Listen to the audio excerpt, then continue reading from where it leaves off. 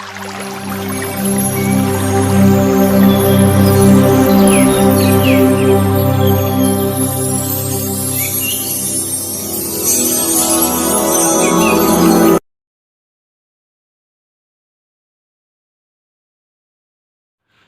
my dear friends, once again myself Alimuddin Sheikh Qadri and my YouTube channel is Alimuddin Sheikh Qadri.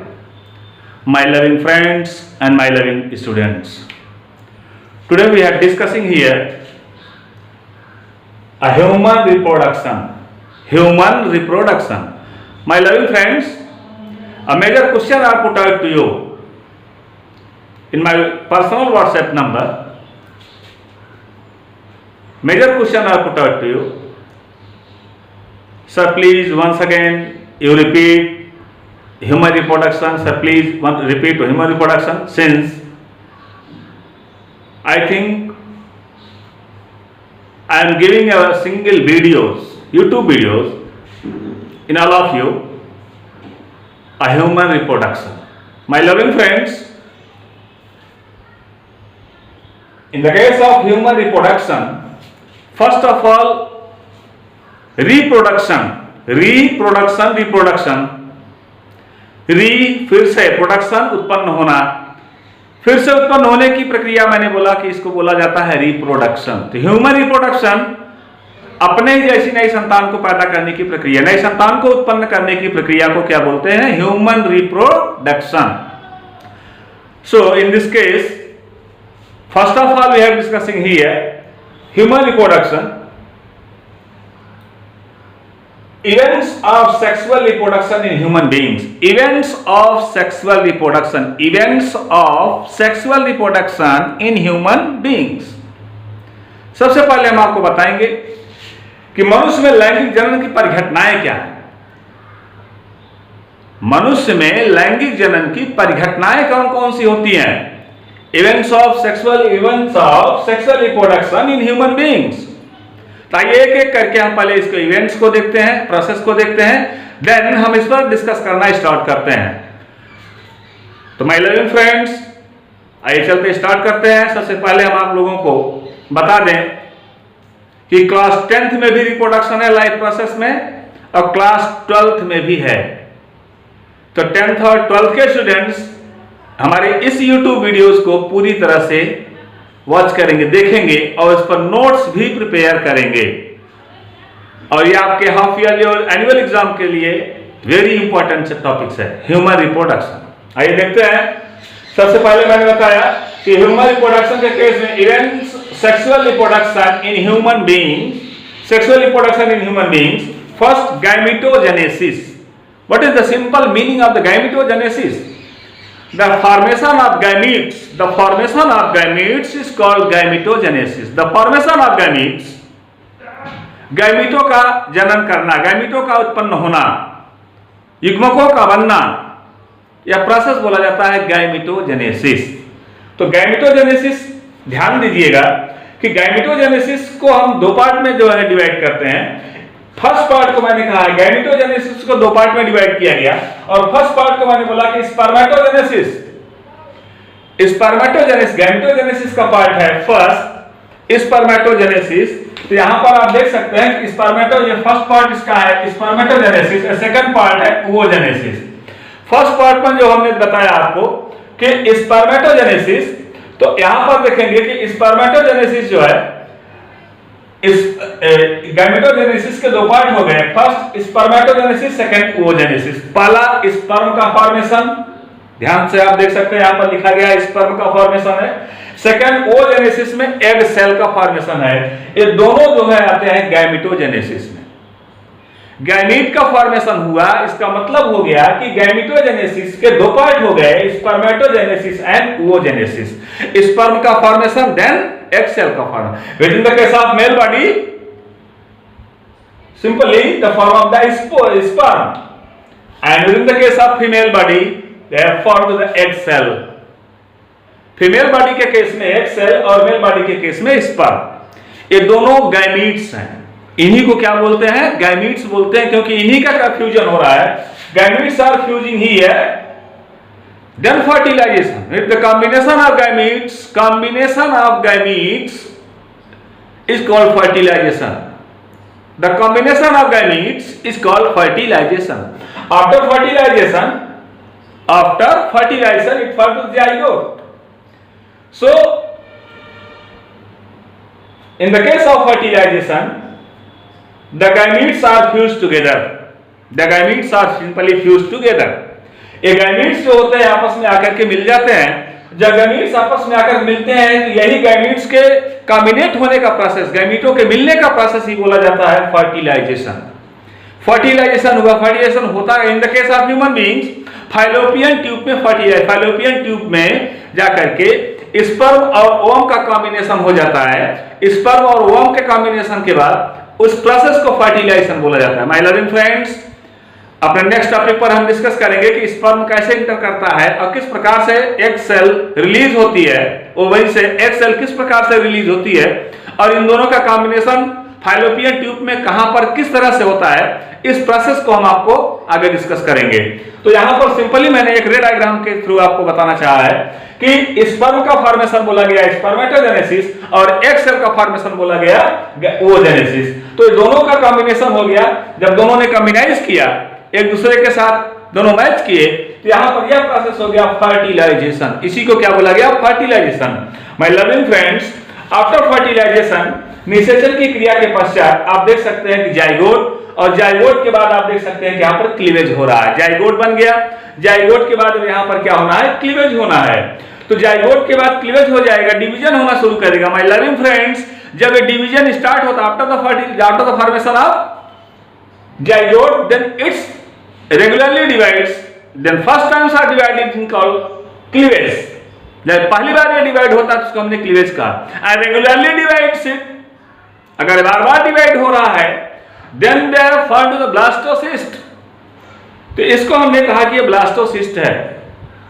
Means fertilisation में आपने देखा कि sperm और एक cell का कॉम्बिनेशन हुआ, फर्टिलाइजेशन, और फर्टिलाइजेशन के पश्चात आपने देखा कि जाइगोट का फॉर्मेशन हुआ, जाइगोट क्लीवेज कर रहा है, क्लीवेज होने के पश्चात आप देख रहे हैं कि ब्लास्टोसिस्ट का फॉर्मेशन हो रहा है। ब्लास्टोसिस्ट का फॉर्मेशन हो रहा है, और ब्लास्टोसिस्ट के फॉर्मेशन के बाद आप देखेंगे कि गैस्ट्रेशन पीरियड आ जाती है।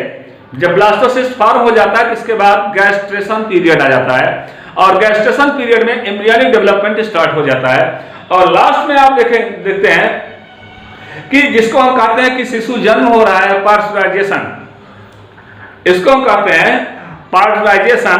पार्टराइजेशन यह है शिशु जन्म। अब एक नए न्यू यंग वंश का जन्म हो रहा है, तो यह प्रोसेस पूरा चलता है। न्यू यंग वंश में आया फीडिंग एंड न्यूट्रिंग,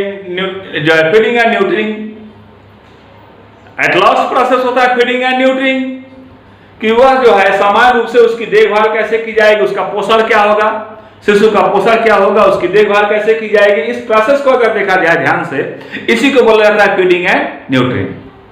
तो इस तरह से आपने देखा कि यह सारा का सारा प्रोसेस मैंने जो बताया है, यह सारा का सारा प्रोसेस जो होता है, ये अभी सिंपल एक रे डायग्राम के थ्रू मैंने आपको एक्सप्लेन करना चाहा कि गैमेटोजेनेसिस, गैमेट में two types of gametes, spermatogenesis जो स्पर्म का फॉर्मेशन करेंगे, oogenesis जो एक सेल का फॉर्मेशन करेंगे, कॉम्बिनेशन हो गया दोनों का स्पर्म और ओवम का, जिस प्रोसेस को मैंने कहा कि फर्टिलाइजेशन हुआ। आफ्टर फर्टिलाइजेशन जाइगोट का फॉर्मेशन करेंगे, then zygotes are regularly divided, its division is started, then they are called to the cleavage, इसको हमने क्लीवेज कहा। Then after the cleavage is formed the blastocyst, and blastocyst is transferred or is regulate to the under positions or under conditions are called to the gestation period. Then the gestation period is simply converted into the fertilization period. शिशु जन्म का समय हो जाता है, gestation period के पश्चात इसमें शिशु जन्म का फॉर्मेशन हो जाता है।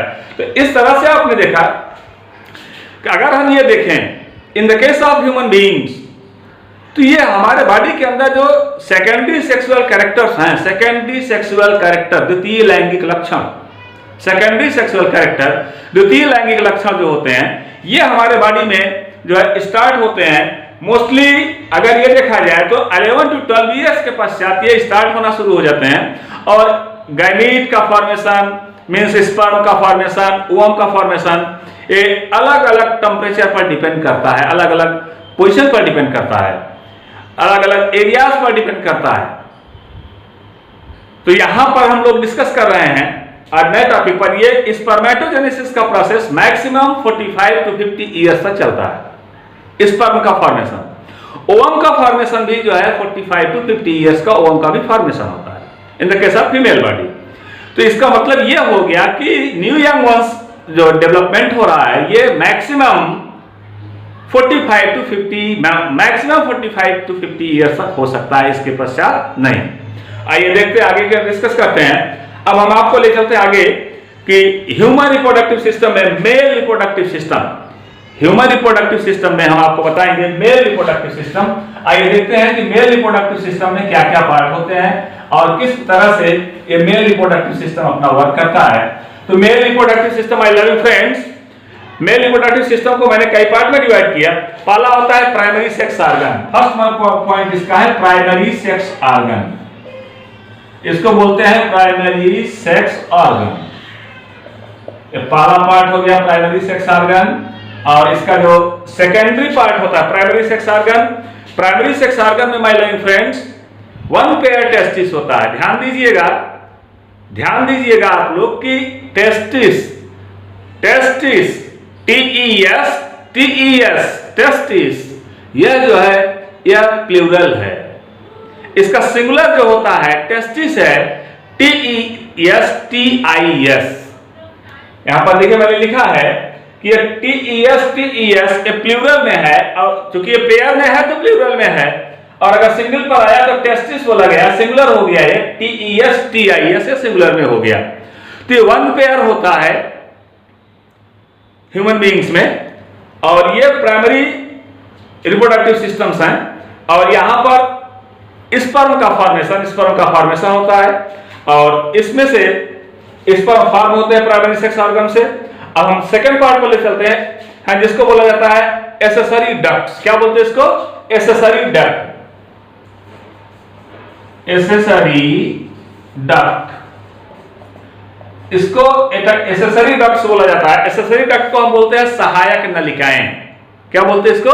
सहायक नलिकाएं बोलते हैं। तो सहायक नलिकाएं जो टेस्टिस से स्पर्म को लेकर के आगे जाती हैं, उन्हीं को हम कहते हैं, शरीर से बाहर निकाल देती हैं, उन्हीं को हम कहते हैं कि सहायक नलिकाएं हैं, हेल्पिंग ट्यूब्यूल्स हैं, इन्हीं को सहायक नलिकाएं बोला गया, इसी को एक्सेसरी डक्ट बोला गया।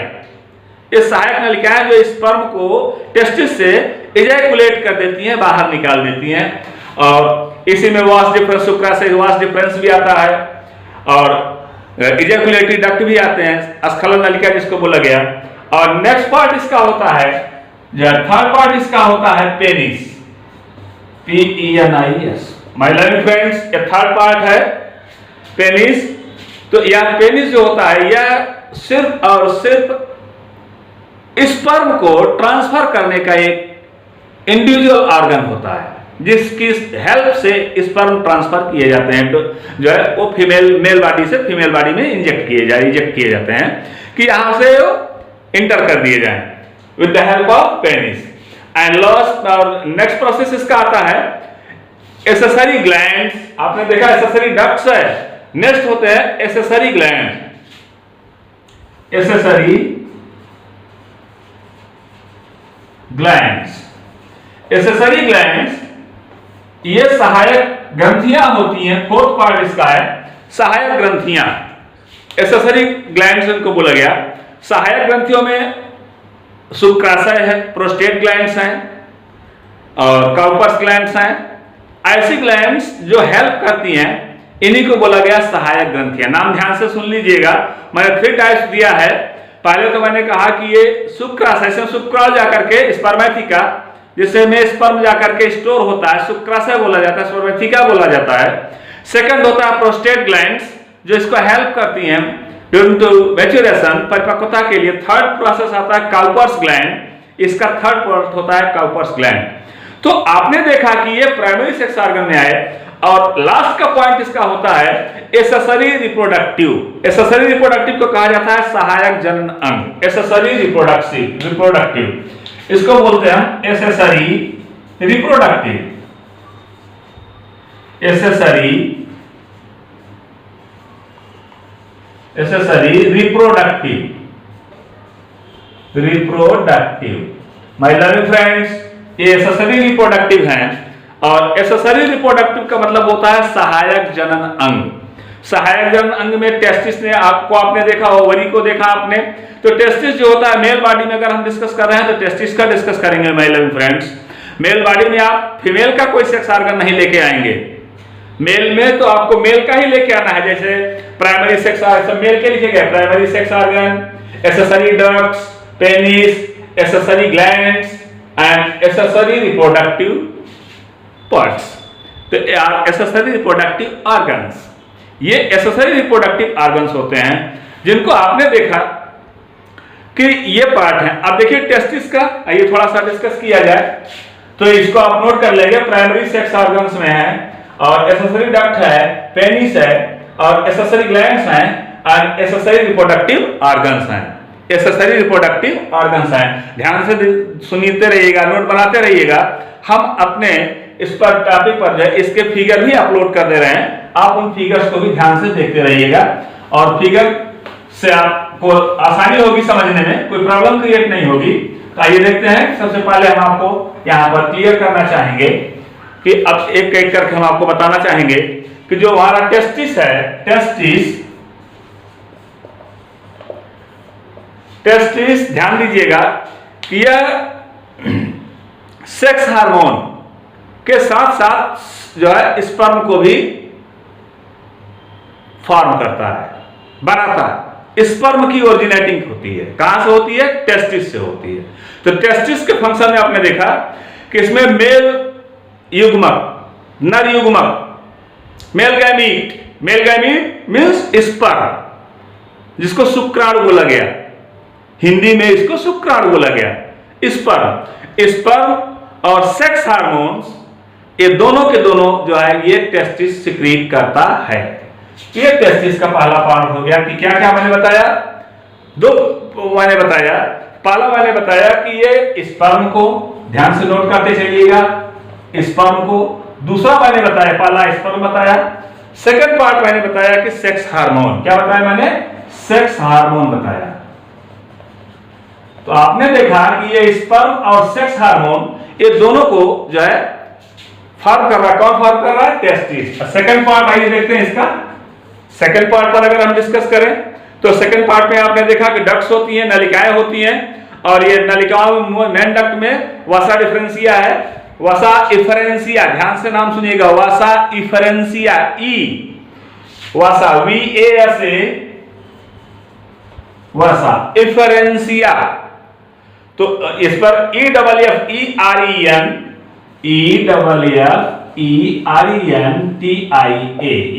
वसा इफरेंशिया। ध्यान से देखेंगे, ये वसा इफरेंशिया यह टेस्टिस चारों तरफ एक जाल जैसे बुनी हुई होती हैं, जिसका फिगर भी हम अपलोड कर दे रहे हैं कि इस जाल जैसे बुनी हुई होती हैं, और ये जाल जैसे बुन करके इन्हीं में से जो है अधिवृक्क ग्रंथि से होते हुए ये स्थानांतरित होते हैं। अधिवृक्क ग्रंथि, जो इसको हमने बोला अधिवृक्क ग्रंथि, जिसको एड्रिनल ग्लैंड बोला गया, एड्रिनल ग्लैंड से होते हुए ये आगे स्थानांतरित होते हैं। और इस पर नेक्स्ट पॉइंट पर हम देखेंगे एपिडिडाइमिस। थर्ड इसका पार्ट होता है एपिडिडाइमिस।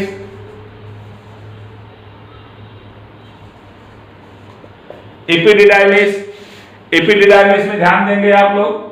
एपिडिडाइमिस ये शुक्राणुओं का परिपक्वन करता है। क्या करता है? शुक्राणुओं का परिपक्वन कर देता है, यानी मैच्योरेशन करता है, स्पर्म को मैच्योर कर देता है।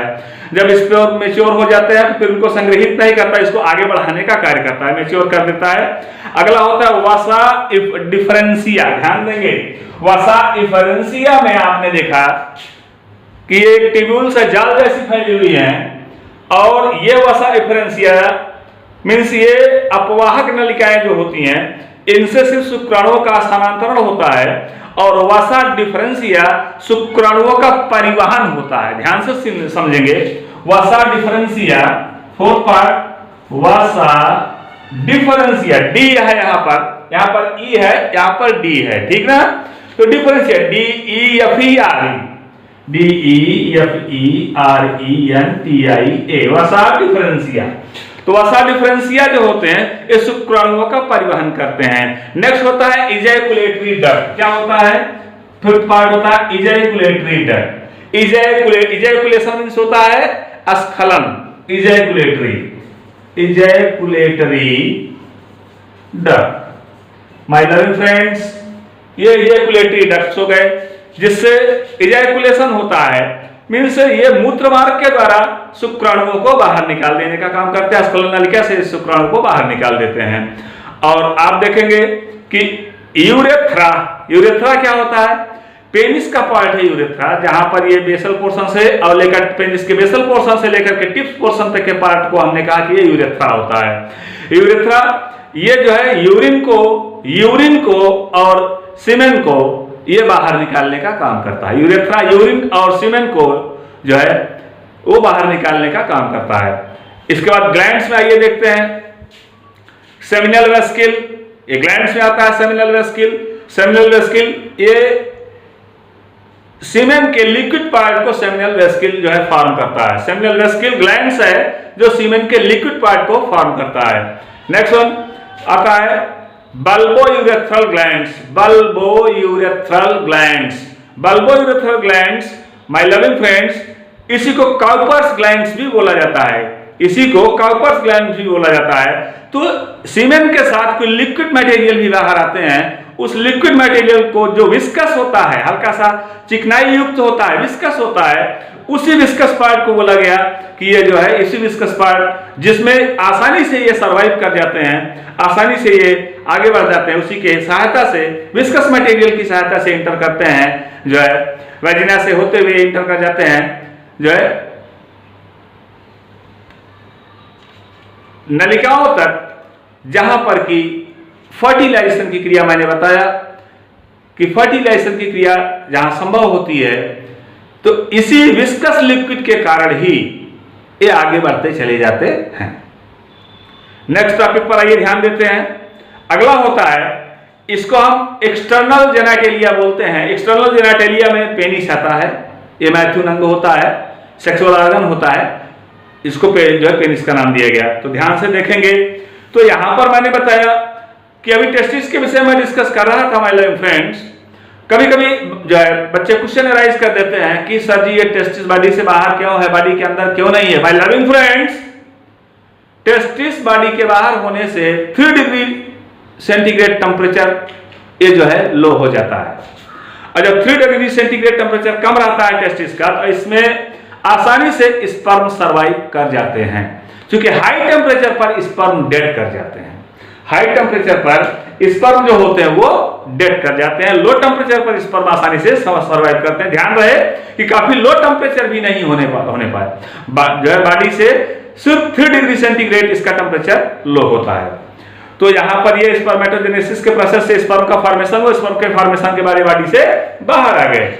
आगे देखते हैं, बॉडी से बाहर आए तो यहां पर आते हैं एक जिसको बोला गया इंटरनल स्ट्रक्चर ऑफ टेस्टिस। अगर इंटरनल स्ट्रक्चर ऑफ टेस्टिस को देखा जाए, इसका भी मैं फिगर अपलोड कर दे रहा हूं, आप लोग ध्यान से देखिएगा कि इंटरनल स्ट्रक्चर ऑफ टेस्टिस को देखा जाए तो यहां पर 4 to 5 centimetre long and 2 to 5 centimetre thick and होती है। 2.5 centimetre thick and, 4 to 5 centimetre long. Once again, 4 से 5 सेंटीमीटर लंबी, 2.5 सेंटीमीटर थिक एंड मोटी होती है। तो यहां पर ये एक टेस्टोस्टेरोनल सैक होता है, उसी में टेस्टिस के अंदर जो है ये पाए जाते हैं और उसी के अंदर से इनका डेवलपमेंट होता है और फिर आगे बढ़ते चले जाते हैं। तो आगे देखते हैं, इसमें एक हार्मोन सीक्रेट होता है जिसका भी क्वेश्चन राइज किया गया था, जिसको आप लोगों ने देखा कि नर हार्मोन के नाम से बोला जाता है। जो सीक्रेट करने वाली लीडिंग सेल होती हैं, इसको मेल हार्मोन बोलते हैं। मेल हार्मोन को सीक्रेट करने वाली लीडिंग सेल्स होती हैं। लीडिंग सेल्स के द्वारा इनको जो है सर्कुलेट किया जाता है। और आइए देखते हैं कि अब हम एक्सेसरी रिप्रोडक्टिव ऑर्गन क्या हैं, सहायक ग्रंथियां कौन कौन सी होती हैं, और ग्लैंड्स कौन सी हैं, ट्यूब्यूल कौन सी हैं। तो accessory reproductive organ accessory reproductive organ का अगर हम डिस्कस करें, एसेसरी रिप्रोडक्टिव ऑर्गन का अगर हम डिस्कस करें तो सबसे पहले हम डक्ट का डिस्कस करते हैं, नलिकाओं का डिस्कस करते हैं, कौन कौन सी ट्यूब्यूल्स होती है, कौन कौन से डक्ट्स होते हैं जो आसानी पूर्वक इनको लेकर के आगे बढ़ेंगे। पहला होता है एपिडिडाइमिस। एपिडिडाइमिस यह लगभग 6 मीटर लंबी है। एपिडिडाइमिस 6 मीटर लंबी, पतली और अत्यंत ही क्वाइल, बहुत ही मैक्सिमम अमाउंट में क्वाइल, 6 मीटर। ध्यान से मेरी बात समझिएगा आप लोग कि एपिडिडाइमिस जो होता है यह लगभग 6 मीटर लंबी होती हैं और बहुत ही पतली, अत्याधुनिक और एकदम कुंडलित होती हैं, कुंडलित क्वाइल्ड होती हैं, मैक्सिमम क्वाइल्ड होती हैं और कुंडलित होकर लगभग 4 सेंटीमीटर लंबी और चपटी को जो है नलिकाओं से कोमा के द्वारा ये बाहर आती है। कोमा के आकार की संरचना होती है, कोमा शेप बोला गया है इनको। इससे होती हुई ये बाहर आती हैं और बाहर आने के बाद फिर जो है शुक्रवाहिनी जिसको बोला गया, शुक्रवाहिनी की लंबाई जिसको हम बोलते हैं कि वास डिफरेंस, डक्ट डिफरेंस या वास डिफरेंस या डक्ट डिफरेंस, मोस्टली ये 40 सेंटीमीटर लॉन्ग, 40 सेंटीमीटर। इसके बाद इजैकुलेशन का प्रोसेस आ जाता है, इजैकुलेटरी डक्ट हेल्प करती हैं, इजैकुलेशन हो जाता है स्पर्म का। अब स्पर्म इजैकुलेशन होता है तो इजैकुलेटरी डक्ट्स जो होती हैं, इजैकुलेशन जो होता है यह यूरेथ्रा के थ्रू इजैकुलेशन होता है, स्क्लर नलिकाओं के द्वारा इनका इजैकुलेशन होता है और जो है मूत्र मार्ग में, यूरिनरी डक्ट में इनकी लंबाई लगभग 20 सेंटीमीटर होती है, 20 सेंटीमीटर होती है, 20 सेंटीमीटर लॉन्ग होते हैं ये। इसमें इसके सहायता से यूरिन, स्पर्म और आपने देखा कि मैंने विस्कस मटेरियल भी बताया आपको, एक विशेष प्रकार का विस्कस मटेरियल जो सिक्रीट हो रहा है, साथ ही साथ प्रोस्टेट ग्लैंड्स भी आ रहे हैं इसमें, इसका स्राव करती हैं विस्कस मटेरियल का। तो हम अगर ध्यान से देखें तो यूरिनरी पार्ट को हम 3 पार्ट में डिवाइड कर सकते हैं। आइए देखते हैं। पहला होता है यूरेथ्रल पार्ट, पहला पार्ट होता है इसका यूरेथ्रल पार्ट, ये पहला पार्ट होता है। सेकंड पार्ट होता है मेम्ब्रेनस पार्ट, नोट करते चलिएगा, first part urethral part, second part membranes part और थर्ड पार्ट इसका जो होता है वह है पेनाइल भाव, जिसको हम कहते हैं पेनाइल पार्ट। ये पेनाइल पार्ट होता है। जो पेनाइल पार्ट जो होता है ये पेनिस का एकदम टॉप पोर्शन होता है, पेनिस का एकदम टॉप पोर्शन होता है। तो पेनिस के टॉप पोर्शन में अब आइए देखते हैं कि जो शुक्राशय सेमिनल वेस्किल होता है, सेमिनल वेस्किल ये क्या वर्क करता है। तो ध्यान से देखेंगे कि टेस्टिस जो होता है ये 2 लोब्स में डिवाइड होता है और इसके बीच एक सेप्टा होती है, एक नलिका होती है जो दोनों टेस्टिस को सेपरेट किए हुए होती है, जो दोनों टेस्टिस को ये सेपरेट किए हुए होती है। और टेस्टिस अपने साथ, मैंने भी इसके पहले आपको बताया कि एक विशेष प्रकार की विस्कोस्टिक लिक्विड को भी अपने साथ जो है स्पर्म के साथ विशेष प्रकार के एक जो है स्नेहक, एक जो है चिपचिपे पदार्थ को ये भी स्रावित करता है और उसी के द्वारा जो है आगे बढ़ते जाते हैं। ध्यान से देखिएगा, किसी जिसको स्नेहक का नाम दिया गया, इसको हम सामान्य रूप से कहते हैं कि सुक्रिय द्रव है, सुक्रिय द्रव।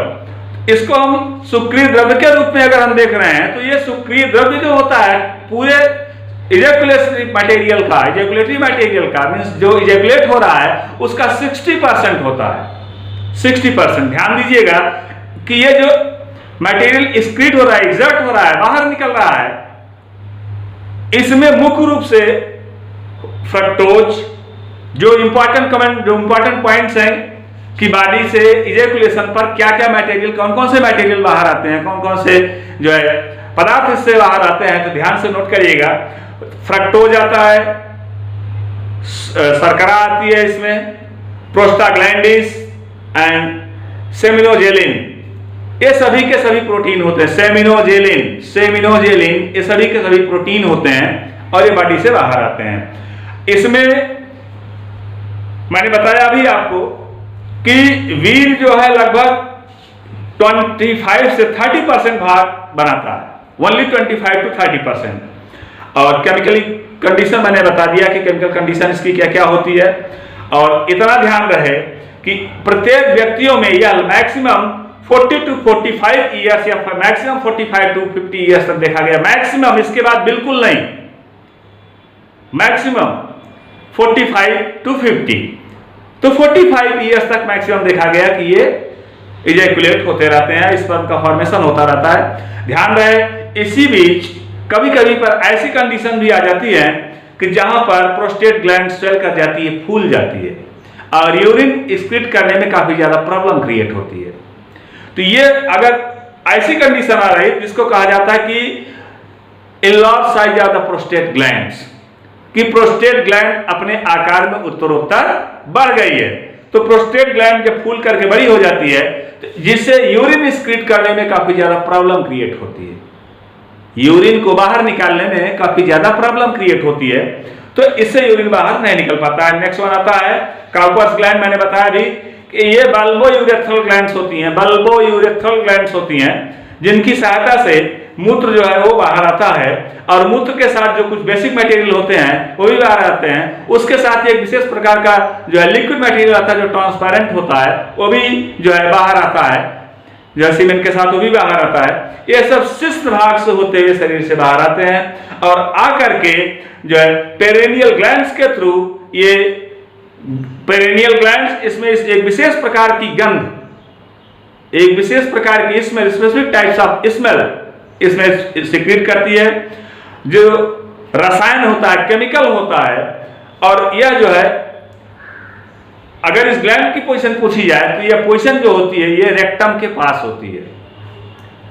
माने पेरेनियल ग्लैंड्स कहां होती है, what is the position of perennial glands, ये रेक्टम के पास होती है। तो रेक्टम के पास होती है इसलिए जो है ये वहां से आसानी से इसका सेक्रेशन हो जाता है। तो इस प्रकार से हम आपने देखा कि हमने मेल रिप्रोडक्टिव सिस्टम का टोटल पार्ट आपको एक्सप्लेन कर दिया है। और अब इसके बाद आता है puberty. My loving friends, puberty को आप लोगों ने जो है पढ़ा है, समझा है, देखा है और क्लास 8 से भी प्यूबर्टी आप लोगों ने पढ़ा है।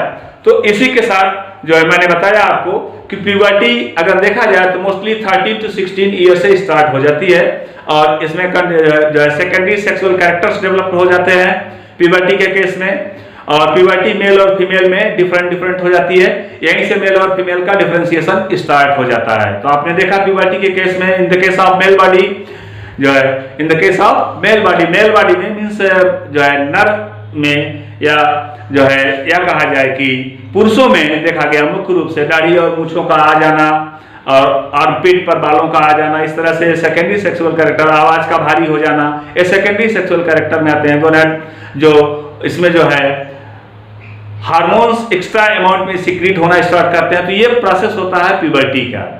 तो आप लोगों ने प्यूबर्टी को देखा है, पढ़ा है इसको। अब यहाँ पर प्यूबर्टी के बाद आता है स्पर्मेटोजेनेसिस का है, शुक्र जनन क्या होते हैं, शुक्र जनन कैसे किस प्रकार से आगे बढ़ता है। तो यहाँ तक सिर्फ और सिर्फ मैंने मेल रिप्रोडक्टिव सिस्टम को भी आपको एक्सप्लेन किया है, बताया है। और अब हमारा अगला टॉपिक होगा नेक्स्ट लेसन पर female reproductive system. My loving friends, female reproductive system we have discussed to the next day.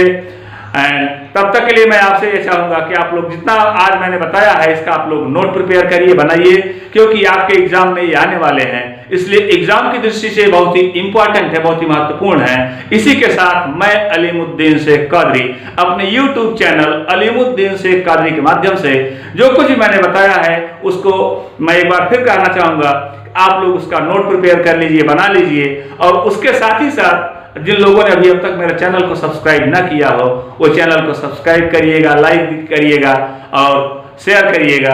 जितना ज्यादा आप शेयर करेंगे ये उतना ही ज्यादा जो है लोगों के बीच या जो है बच्चों के बीच उतना ही ज्यादा मात्रा में ये जो है शेयर होगा, फैलेगा और उतना ही बच्चे जो है इसको स्टडी करेंगे।